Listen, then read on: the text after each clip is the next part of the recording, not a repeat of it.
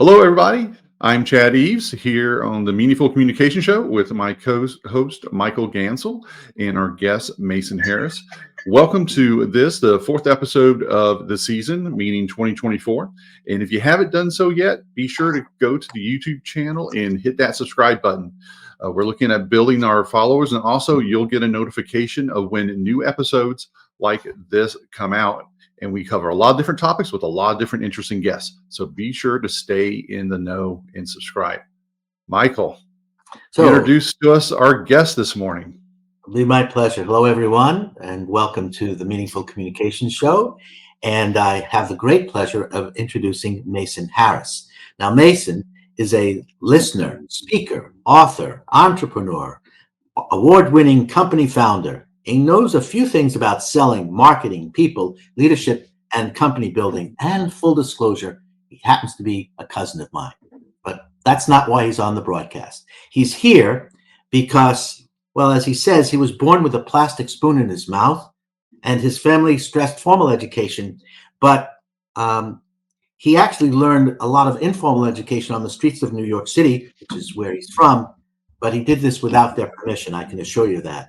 But he's learned opportunity, perseverance, and respect for others. He's been an observer of people and a student of self-improvement and business all his career. He was fascinated by those people that are both introverted and extroverted, whose actions, determination, and risk-taking lead to more successful lives. And these behaviors and other behaviors that he's identified are the foundation of his most recent work, Chutzpah. And interviews, research, and worldwide pandemic led to his finally writing this book called The Chutzpah Advantage and teaching others the skill set for going bigger, going bolder, and doing better. And so we're going to start and say, Chutzpah. How do you pronounce that? Is that chutzpah? Is that hushpah? Is that chutzpah? What are we talking about, Mason? Actually, I like the guttural sound that you just did on the last one because it implies that, oh, he's recovering from that cold. So the ch sound is not necessarily one that's very common to us. I've seen it pronounced chutzpah. I mean, if you look at the ch, it can sound as like a k, as in the word character or chaos. It can sound like ch, as in I'd like some of that chai tea. Some people drop the c right from the front, and they go straight to chutzpah. Think of it as a stop sign in New York. It's kind of there, but it's not really important, right? So you can go right through that and not worry too much. So Chad's from the Midwest. So it's been a challenge for him to say chutzpah. So Chad, how do you say it? Well, I've lived in Chicago for 10 years, but I've lived in Europe for 4 years and a bunch of other places. So at first I would make the mistake of, there's a C in it, and go, chutzpah. But then Michael was kind enough to correct me on that. And chutzpah is, I guess, would be my effort at it. You got it. And I pronounce Chicago as Chicago. So, yes, chutzpah is how I do it, but any version, chutzpah, chutzpah. In any version then. Chutzpah is one pronunciation that I hear a lot. So what does it mean? What are we talking about? Ooh, that's a good question, because it's not really a simple answer, and that's what I discovered in my research. But if I were to throw some names out there, Elon Musk, Serena and Venus Williams, Elizabeth Holmes, Jackie Robinson, and say, what do they have in common? You might be thinking to yourself, well, we've got business, we have sports, we have breaking the color barrier in Major League Baseball couple generations ago, which might be something that all of us understand, but people today don't appreciate just how hard that was for Jackie Robinson and the courage that he showed. To me, that was all chutzpah. And why is Elizabeth Holmes in there? Aside from the fact that she's in prison at the moment, I believe. It's yes, because, it's because chutzpah is neither good nor bad. Well, now hold on a second. Okay, this is your interpretation of chutzpah, neither good nor bad. Okay, so let's go back to the original meanings of chutzpah. And what's the word chutzpah? Okay, so before I answer that, I'm going to share a very quick story. Many, many years ago when I was in college, I went to Queens College, by the way, in New York City, in Queens. For those who don't know, Queens College in Queens. And Billy Joel, who was a young recording artist, had not hit it big at the time, was appearing at our college. He actually appeared there twice when I was attending Queens. And I was on the concert committee, so we got to go there in advance when the band might warm up. And we were sitting there, we'd watch him play a song, and then Billy Joel came and sat with about a dozen of us. Young guy, did not have the fame that he has today. And I said to him, "Who is Captain Jack?" Because that was one of the big songs of the moment. And I learned a good lesson, because he turned it around and he said, "Who is your Captain Jack?" So you'd have to go so far, because I don't know who Captain Jack is. Okay, so a lot of people, Captain Jack was and I had to really research this to understand it. At the time, I thought, "Oh, Captain Jack will get you high tonight." That's a catchy lyric, and I understand the song. But in essence, he was writing about a drug dealer and how too many people. This is off the topic, but basically, it was not a positive song. And he makes that clear in his interviews later on. But the lesson I learned was one of the best ways to really think about something is to throw the question back. So I'm going to ask both of you, if I may, how do you define chutzpah? And then I'll go into how I define it. Well, I have a fun story to tell you. Okay, my mother used to accuse my Uncle Max of chutzpah. Okay, now here's how she defined it. You spit in his face, and he'd tell you it was raining. Okay, I had not heard that one, and maybe it'll make it into my sequel. That's a good one, isn't it? But okay, so what did that mean? It mean that he had such gall, he had such nerve that he would basically say anything, and it didn't mean whatever you said. You could spit in his face, and he'd turn it around and tell you it was raining. So that, to me, was the definition of chutzpah as a child. Okay, so you have nerve, gall. I'll throw boldness in there at the same time. Chad? Yeah, those are actually some of the words I would have used. Also, I would probably throw out the audacity. Like, you have the audacity to do or think something that maybe it's not within the expectations or the boundaries or what people are would say is normal, that you are kind of going off on your own and doing something in spite of what people might think is appropriate or what you should be doing. Yeah. Those are all good elements of what I ended up realizing chutzpah is. There's no easy or single synonym that really captures the essence of chutzpah and why it's really so important to people who want to change their lives, the world, their situations. It takes an effort to stretch barriers. So chutzpah, I have learned, one, it's universal. Although the term is Hebrew, and I think it originates in Hebrew or Yiddish, it truly is international. I did a presentation. Go on. I'm sorry, Michael. No, I was saying actually it originates in Hebrew and then, of course, in Yiddish. Yes. So I did a presentation to, I think it was the American Management Association. Could have been the American Marketing Association. Those initials sometimes confuse me. But one person at the end came up to me and said, "I'm Finnish, and we have a word different than chutzpah, but it sounds so similar." And I hadn't heard it. I said, "Well, what are you talking about? What's the word?" He said, "It's sisu, sisu." And I looked it up. And sisu basically is its strength of will, its perseverance, determination.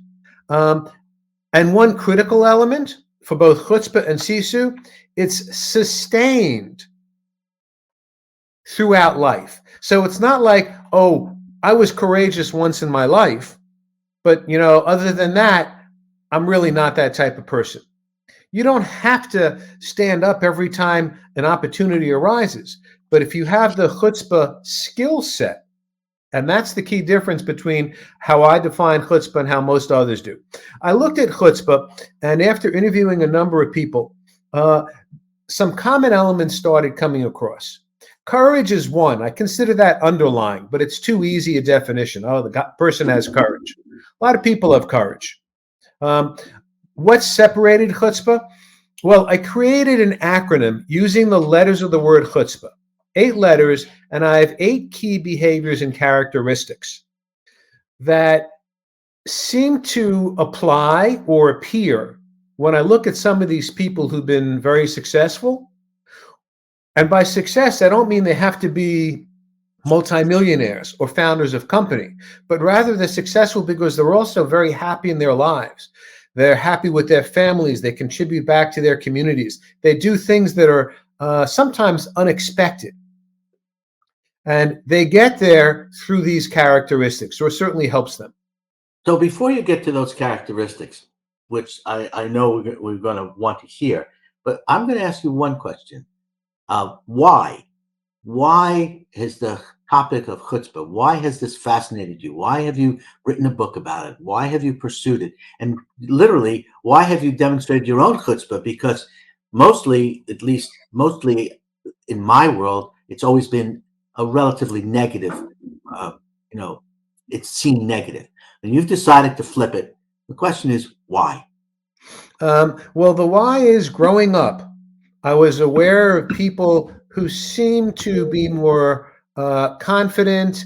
Doesn't mean that they were necessarily more outgoing. They could be very quiet, but it's a quiet confidence. They could be exceptional listeners. And I actually have worked to make myself a better listener.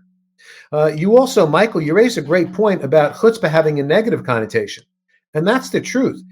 People I interviewed, some people would say, oh, chutzpah is not a positive characteristic. You don't want to be accused of chutzpah, whereas other people would say that's the difference between success and failure. So such divergent feelings, definitions about this concept of chutzpah really intrigued me. So I wanted to understand, what is it about chutzpah? What are the characteristics that create chutzpah? What was the definition, which was the hardest piece? There was a Supreme Court case many, many years ago where they were discussed basically pornography.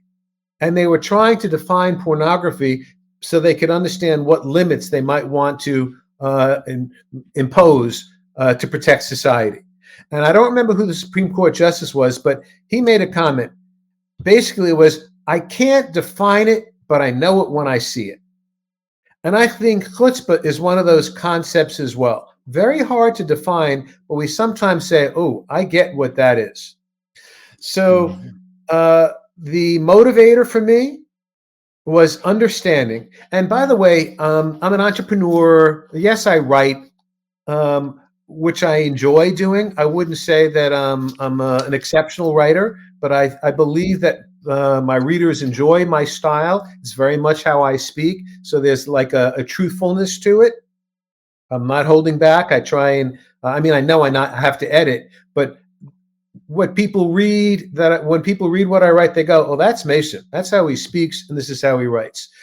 So I wanted to create almost a manual that would provide elements or methods of enabling people to stretch their own boundaries, their personal boundaries, to accomplish more. So on the chutzpah side, Michael, you mentioned good versus bad. I see chutzpah as a skill set. So, for example, Chad and I may end up going to school to learn computer programming or software programming. And we both graduate. We're both exceptional students. And Chad goes on and creates applications that enable businesses to become more efficient in their operations, in their accounting, in tracking the activities of salespeople, identifying areas of improvement. I, however, might decide, easier and cook away the money. I'm going to write ransomware. And I'm going to use my skill set to steal from people. So it's the same skill set, writing code. It's how we choose to implement it. So chutzpah is like that. There is constructive chutzpah and destructive chutzpah. I mentioned Elizabeth Holmes. I could have said Bernie Madoff. We all know people who, if we think about it, wow, everything you're speaking about, Mason, they have a lot of these same characteristics. And I'll shake my head and say, yeah, they chose to use them in a different way. The really interesting. Something that that's jogging my mind as you're describing this is, how much of it is, or maybe it's predominantly, a subjective element. And I think of this in the terms of, people who are entrepreneurs, or, they decided to go their own way. Everybody thought they were going to be a doctor. The parents wanted to be there, like, no, I want to do this or something like that. And, whether or not it's a convenient label, from one side, it's negative, like, oh, you're bucking the expectations or whatever, versus on the other side, from the individual. And this is another kind of an offshoot question I have from this is, it's more of the identification or the liberation of the individual. It's like, okay, you have these expectations on me, but that's not me. And I think that's a really interesting kind of inflection point we're at as a society right now, is the supremacy of the individual, which is very much an American value, versus that, oh no, you need to follow the herd. And kind of where we are right now, especially with the millennial generation or whatever else, is that, have you ever seen that or considered that to be a cyclical strength, or do you think it's more situational, like in society with what we're going through, like coming out of the pandemic, like you said, that inspired you to write the book? What's your perspective on that? I think, and this is very much related to your answer. People ask sometimes the same things, but they ask, does everybody have chutzpah? Is it inherited or is it learned? So as far as, is it cyclical? If you would ask, forget your skill set and your 8 characteristics, Mason, give me you have 15 seconds on an elevator. Tell me what chutzpah is about. I won't even take 15 seconds.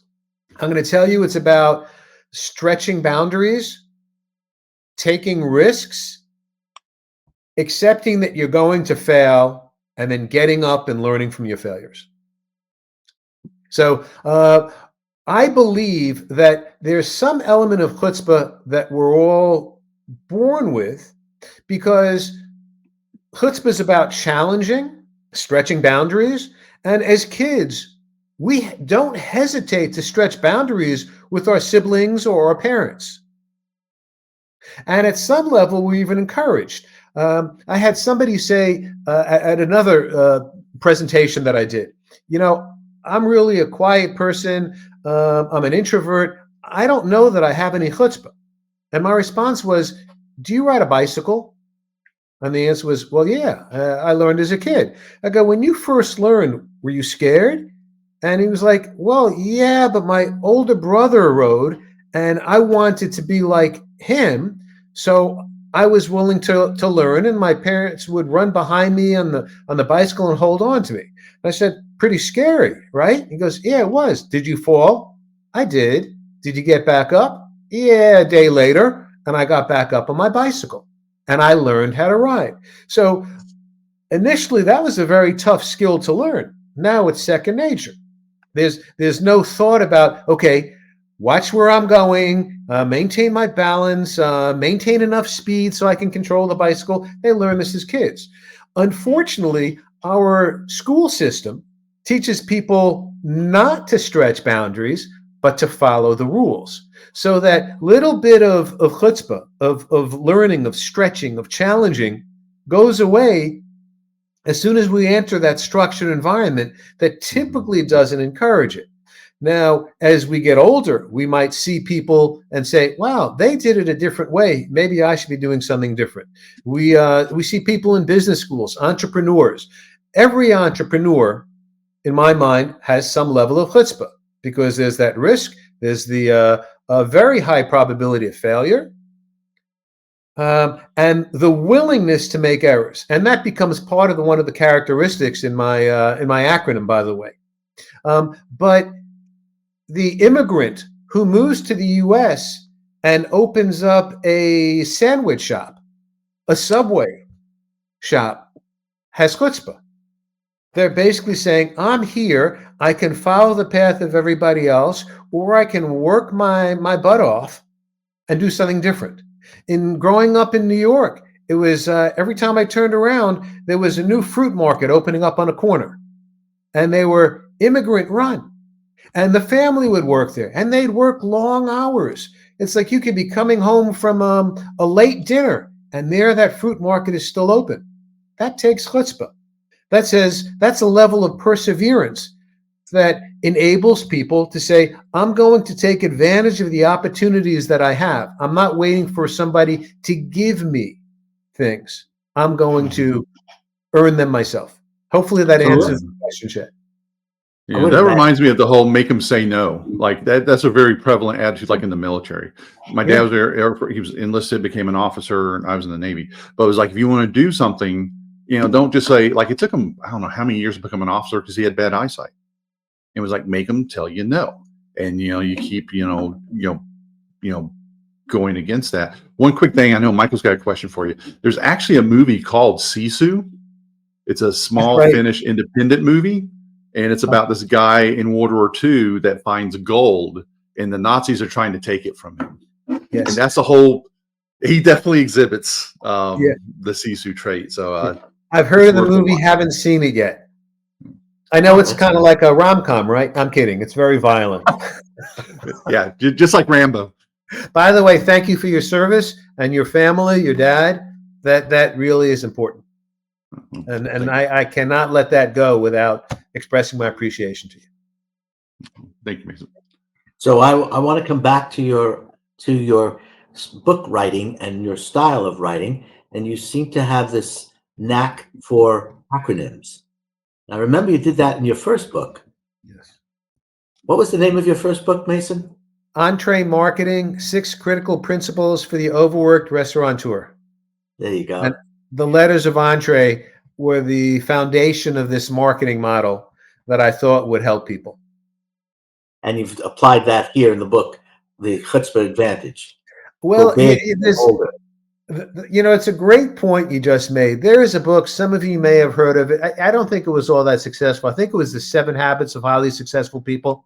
Yeah, it wasn't all that successful. Yeah. I think I don't know, 10 million copies sold. It was a wonderful book. And as I started working on my chutzpah piece, which originally was designed for salespeople, because I was coming from a very sales and entrepreneurial background, I believe everybody sells. And by sell, I mean persuade. We get through life by persuading, by getting people to cooperate with us. That's persuasion. And I ended up with a number of these characteristics. And I said, I don't want to duplicate this book. I want something memorable and catchy. So I started thinking in terms of chutzpah. And that's how I came up with it, because I wanted to differentiate, and I wanted people to think, oh, that's that Chutzpah guy I heard speak. They didn't have to remember my name, as long as they remembered chutzpah. Now, how these 8 things, what did Mason speak about? What was the C? What was the H? What was the U? Because I think it applies right now. Well, which of those characteristics do I need to focus on to solve this problem? So good point on that. Michael, you're a fan. That's it. 10% off my next book. Oh, I'll take it, if you don't mind. I'll hold you to that. We have this as proof. We have that. But anyway, let's go back. Don't tell Chad about the discount. I don't want to count my chickens before they hatch. I don't want to think about how many dollars I'm going to get. Tell us about the acronyms. Okay, the acronym. So let's think. A lot of these characteristics are things we experience and see every day. So we're all familiar with Nike's slogan, right? Just do it. Well, that was an original concept from an advertising standpoint, very creative. It helped elevate Nike above its competition. But in essence, that's been around since the beginning of mankind. And there is a Latin expression that in essence covers just do it, and it's called carpe diem. seize the day, seize the opportunity. And if it existed back in those days, people who understood that there are opportunities that abound. Some are there right in front of you. Some you create, some you recognize, some you have to strategize over and say, this makes sense. So Carpe Diem is about no more excuses, get started today. And that's the first element. You don't have chutzpah if you haven't initiated something. Shark Tank is a great example. People sitting watching the show with their orange soda and their Cheetos, and they're going, "Oh my God, I had that idea 7 years ago, and Mark Cuban just invested in him. I could have gotten Mark Cuban as a business partner." Well, you never implemented. You never seized the day. You never took that great idea. I can't say why you didn't. Maybe you were scared of failure. Maybe you had things going on in your life at the time. Maybe you didn't have the money. But in essence, getting started somehow, part-time, full-time, finding the money, that's the first element of the second element. The what? The second. The next one. The H. Okay. We are all proficient at handling objections to some level. If you're in sales, you are trained specifically to handle objections. If you just interact with people in the office, since not as many people, since fewer people are going to the office as much, the interaction might be virtual. But again, this gets to the persuasion side. Somebody objects to an idea. We can say, well, you're completely wrong, and there's going to be very little agreement there. Or we can respond in some way that says, I'm trying to understand your opposition, and I like what you just said. So if we somehow solve that problem, does that make this idea better? Because now we've eliminated that concern you have. So handling objections is about it's a communication issue, but it's also understanding, listening very, very well. Not the sales side, we would say a salesperson who keeps talking about features and benefits is probably not going to make the sale as well as the salesperson who asks questions to understand what needs exist. And that gets to actually another one of the characteristics. So that's the A. And I'm the U. Yes, the U. Uncovering need, pain, and opportunity is critical for persuading. So sometimes it happens. Let's move it from the sales side. Let's take another example. Let's take starting a business. I don't know if you guys have this in New York yet, but there's this company that's doing, I think, rather well called Uber. I remember my days back in New York. There were more cabs on the street, medallion cabs, pre-Uber days, than there were citizens in probably a third of the cities across the country. There was a cab, there was a line of cabs traveling up and down the streets of Manhattan all day long. No problem getting one, unless if the weather was bad. And then it was like, wow, now you really see people's getting ferocious. That old lady just knocked that guy over with her umbrella. This is worth watching, but we didn't have cameras to film it. So how did Uber get started? You basically had two very successful entrepreneurs.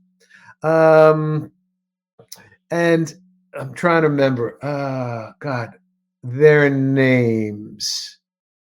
And they're not in the book. But anyway, you're two successful entrepreneurs. They had made millions. They were at a business conference in Paris, France, not the one in Texas. Paris, France. And they're in there and they're friendly and they're speaking and they decide they're going to take a cab back to their hotel. Well, while they were in the convention center, there was a blizzard. And they came outside and all they could see was empty roads covered in snow. And they're thinking, well, Paris, there are cabs going by right and left. It's like New York. They could not get a cab. So at the time, they're carrying Blackberries. And it's like they're looking up and down. They couldn't call for a cab. Nobody was answering the limo services. So we think that, there's so many transportation options open to us. They're standing there freezing, going, it's a shame we can't order a phone from our BlackBerry. And that was the genesis of this idea. They ended up walking back to their hotel, a couple miles, freezing, get back to the States, and they pick up on this idea, which was not very well received by the private equity people, the venture capital people. They're like, there are cabs and taxi and limousine commissions all over the place. There are buses, trains, rickshaws. If you're in Asia, there are all these options. What they did was they saw a need that existed, but nobody cared to solve that need or fill it until it became a pain. They felt the pain as they froze. So you would say, okay, so your U covers uncovering pain. All right. Need, pain, and then opportunity. Some people freeze because they can't get a cab and they just go back to work and life. These people. That's uncovering. Okay, I got you. So that uncovering pain kind of leads to the T, right? Because when you use the Uber folks as an example of uncovering pain, you also have to get to the T, because they also did that. And tell us about what it is. The T stands for trailblazing. The idea that whether or not this is a well-traveled road, or I'm going to be the one that creates this pathway for others, I'm going to go down. Now, trailblazers frequently fail because there's so many unknowns in the beginning. That's why we follow on the footsteps of others. Being a trailblazer could be business related, but you could also be the first person in your family to go to college. All your siblings and cousins, they all stayed in the same small area and worked in the coal mines or the factories or the farms because that was what was expected. And you thought, no, I want something a little bit different. And I'm really intrigued by this, and I want to learn more about it in college. That's trailblazing as well. So now you've uncovered the pain, you're blazing the trail, but what happens next? What do we call, what's that Z? Well, Z is about obstacles that are thrown in your path when you pursue anything worthwhile, especially. You decide, in the case of, let's go back to Uber for a second. They had this idea. They weren't getting a great reception, by the way, in trying to fundraise. But people with Z will zigzag around serious obstacles. It's different than a handling of objections. Rather, it's about, I'm not giving up. I'm going to go around, above, under, whatever this objection is. I've got the perseverance, the determination. I'm going to sustain my action in the face of this adversity. That's what people who zigzag do. It came from back in my graduate school days at University of Buffalo. I used to play Pac-Man. And when I was thinking of, okay, how does a Z fit in, it came to me that was a game about avoiding those bad dots that would eat you and end your game and take your quarter, building up strength, education, connections, confidence, experience, and moving forward, even though inevitably there would be setbacks. So that's where zigzag came. And then I'm just following along. I know these. I've got these 8 acronyms. So, Chad, you want to catch the next one? Well, actually, I was going to say, if you could summarize the next, was it 3 for us? I think PAH. If you could summarize those real fairly quickly, and then how can someone take this information? Because I think this is one of the biggest problems with when we go out there and do presentations and speaking and stuff like that. People will get that high. They saw the presentation, they went to the conference or something like that. What do people do with it next? How do they take that chutzpah, rather, sorry, and fine. It's sustainable for them. It's something that they can adopt and make a part of their life going forward.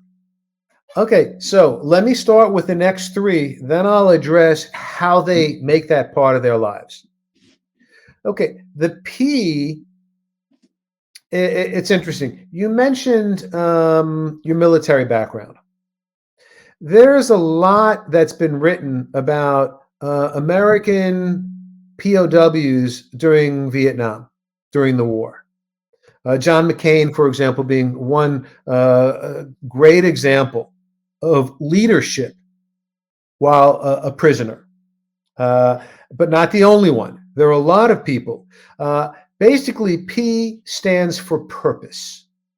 I write a bit about the military and particularly POWs and how a sense of their purpose helped them get through those very, very rough years.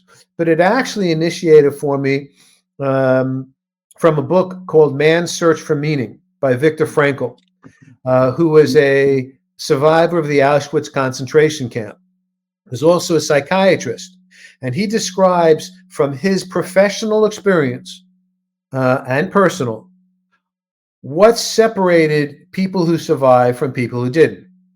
The first element, which is beyond our control, is luck.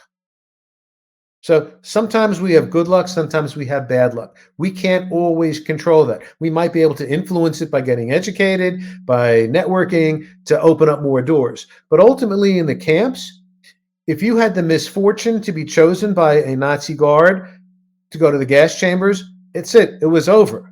You weren't going to get away. You were sent on one line, and that was the end. But if you didn't, it was Viktor Frankl's observation that for those who were not selected, did not unfortunately succumb to that bad luck on that particular day, he could start getting a sense of who was going to make it and who wasn't. And he described it as purpose.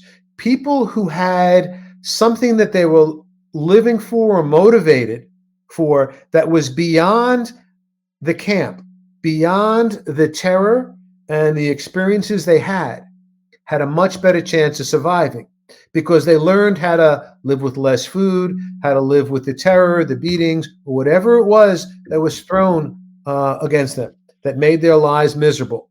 But people who gave up, who didn't have that purpose, were more likely to get sick, to fall down during work, to not move as quickly, and then get selected.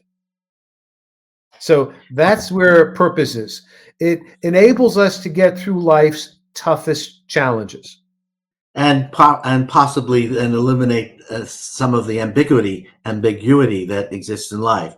So you've got the next two, ambiguity and humility. Can you? Yes. So the A stands for ambiguity elimination. Basically, we have to make decisions every day in our lives. A lot of them are easy. What am I having for dinner?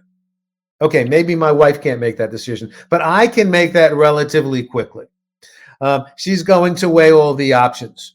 But in terms of making a decision, we evaluate, well, if I do this, this could happen, this will happen, this might happen, that type of thing, versus this. So how do I choose among these options? Learning to eliminate ambiguity and understanding that some decisions are a lot more complex than others makes a big difference. Jeff Bezos writes about and spoke about what he calls a one-way door versus a two-way door decision. And a two-way door decision is a company buyer says, okay, I need office supplies. Should I go with this vendor or with this vendor? That's an easy decision from the standpoint of if I make the wrong decision, it doesn't destroy my company. I just change vendors next time. I'm buying paper clips right now. I can easily overcome a bad decision here. The one-way door decision is I'm betting the company's outcome on moving in this direction. That takes a lot more thought, a lot more input from your team. Yes, Michael. Well, I want to just, for the interest of time, I can listen to you for another hour, but for the interest of time, we don't have that much time. But here's what I find fascinating, and it's, tell me where you find humility in chutzpah. That's your H. That's your last letter. The second H is about humility, and that's the surprise one. We're familiar with the book Good to Great. Yeah. A classic in business. Basically, humility is one of those levels of leadership that's not necessarily appreciated until we start comparing companies that do well versus companies that don't, companies that are in there for the long term and survive through the ups and downs. People respond to leaders who share the positive and the negative. And by that, it's not, we know people out there, particularly politicians, who are going to jump in and if something's good, look what I did. Look what happened when I was elected. They're quick to grab credit that came from, could be people who were in that role previously or from their team. And if something goes wrong, it wasn't me. That decision was made by somebody before me. And they're quick to absolve themselves. Or if I had better people in this role. Humility is about our humanity. It's about our reputation. Do people want to work with us? So that's that last stage. Chad? The second part of this was, how do people think back to these? Well, one, the acronym helps you think in terms of, God, I have a problem right now because I cannot get financing for my company. Well, that's not about the carpe diem. You're already doing that. You're already underway. It's not about necessarily trailblazing, but it is about zigzagging around. So what other alternate sources of financing have you not thought of? As an example. In the workshops that I do, I try and focus on exercises, stories, and thinking about if you're facing this type of problem, if you're having problems making decisions. There are a number of decision-making models we're going to go over now that will help you down the road. Very cool.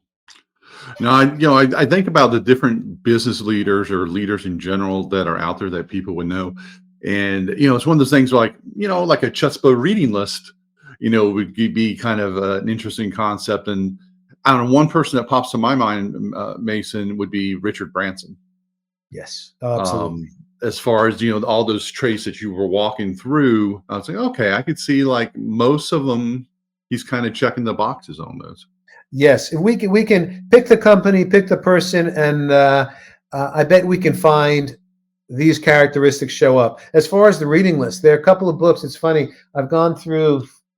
I have so many books in boxes now. But Robert Cialdini, who wrote Influence, which is about persuasion. I took his book back out because I want to reread it, especially during these days. Boy, I'm looking at a couple of books here now. Spin Selling by Neil Rackham, which really was the foundation for me for the uncovering need and pain. I added the opportunity side, and Uber is a great example of that. Lots of us recognize, there are needs, but people don't necessarily solve the need until it becomes a pain. And then once the pain's gone, they forget about it. What other people do is say, there's an opportunity here. Because if I'm experiencing this, other people probably are too. That was the genesis of Uber. And then, of course, I mentioned Man's Search for Meaning by Viktor Frankl. That's a very powerful book. But, we can go on for quite a while. I see that we probably have extended ourselves beyond what we normally do, but it has been fascinating. And so I'm actually going to, let's get some last words in here. I have some last words. How about we let you go first, Chad, then we'll let you go, Mason, and then I wouldn't mind having the last word. So, Chad, what do you think? Well, I think, what you shared, today, Mason, is, a framework, that people can, look for guidance. That's one of the things I find a lot when I work with people primarily in the area of communication strategy. And, they might know where they want to get, but they don't know how to get there. Or maybe they're hitting those different roadblocks, where, they're dead in the water instead of zigzagging and stuff like that. And I think that's what a lot of people do, is they're looking for that framework that looks for them in different situations. And I think this is, what you've described, what it offers for people. It's a term from people are familiar with, but also, like, I'm not Jewish, for example. I know the term, but it's enough of a, what is it deeper? that people could be, intrigued to find out more, for that kind of example. So I think it brings a lot to people. I hope people check out your book for sure. And we'll put your contact information, your website, Chutzpah Guy, in the show notes for sure, and that people explore it and see what they can learn and what can help them with it. Well, I guess I'm up now. You're up now. Okay. Yeah, Chad, Michael's he did dibs on the last spot. Right. So. Right. Chad, that was a great way to describe it, and it's how I intended it. I want to create a framework. Doesn't mean every element's going to be appropriated every time, or everybody who we can think of as will have followed it. There's no necessary order in this. Obviously, some things have to come before others. But the idea of a framework and saying, these are the problems I have, or this is what I'm trying to solve, or this is what my company's trying to solve. When company founders and presidents say, well, how is this going to benefit my company? My response is frequently, do you have chutzpah?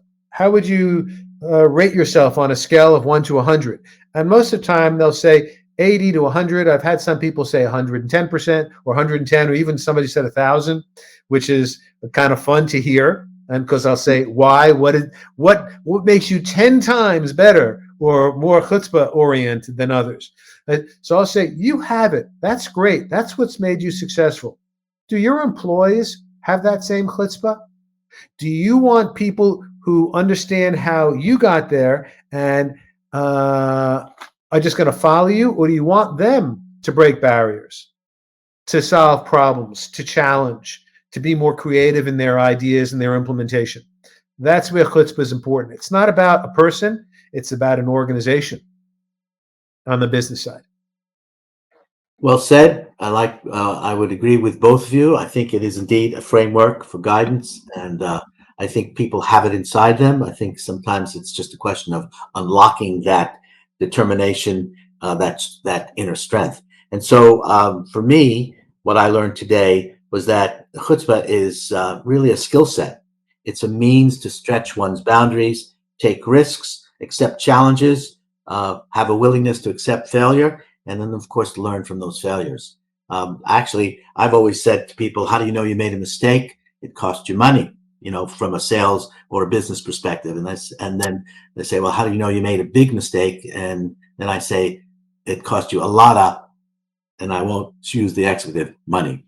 But that being said, I want to thank you, Mason. This was really terrific. Really, again, I could listen to you for another hour, but we don't have that much time anymore. We've gone quite a bit, but it's been wonderful. Thank you for coming on our show. Chad, actually, I thought I had the last word, but you have the last words, Chad. Let's wrap it up. Yeah. All right. Well, Mason, thank you for joining us today. Michael, as always, thank you for co-piloting the show here today. Again, if you haven't done it yet, go ahead and make sure you subscribe to that show. And also, this will be on LinkedIn and some other social media platforms as well. And there'll be also the contact information for Mason for his website. And you can go there and see other ways to follow him and learn more from him. And I'm sure links to his book. So again, Mason, thank you very much. Everybody else, thank you for staying here with us for this conversation, and have a good day. Be safe, be prosperous, and we'll be back next time. Wait, bye, I don't everybody. Get the last word? Okay, very quickly, because I have chutzpah. Thank you both. And also thanks to your audience. Appreciation to your audience for tuning in. Thank you guys, because you do this regularly and you are having an impact on people who pay attention. Your audience, they want more. And I appreciate that and the time that they spent listening to this. I'm good. Okay. Bye-bye, everybody. Awesome words to end on. Bye-bye.